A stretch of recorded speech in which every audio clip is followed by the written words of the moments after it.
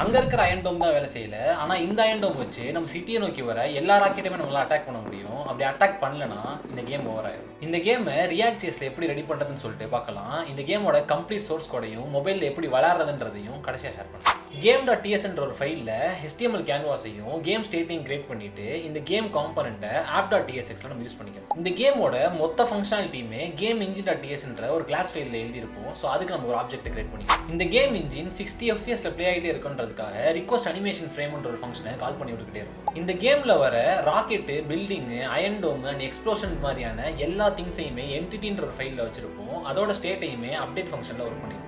எனிமீஸோட rocket வானத்திலிருந்து கொட்டுறதுக்காக span ராக்கெட்ன்ற ஒரு ஃபங்க்ஷனையும் நம்ம கிளிக் பண்ற இடத்துல மிசைல் ஃபயர் ஆகுன்றதுக்காக ஃபயர் மிசைல்ன்ற ஒரு ஃபங்க்ஷன்லையும் எழுதிருப்போம். ஸோ மிசைல் அட்டாக்லேருந்து உங்கள் சிட்டியை நீங்கள் காப்பாற்ற நினச்சிங்கன்னா இந்த லிங்கை யூஸ் பண்ணி இந்த கேமை உங்கள் மொபைலில் விளாண்டு பாருங்கள். இதோட கம்ப்ளீட் சோர்ஸ் கோட் பார்த்தோன்னா கிட்டப்ல இருக்குது. கிட்டபோல் லிங்க் பார்த்தோன்னா ப்ரொஃபைலில் இருக்குது. செக் பண்ணி பாருங்கள்.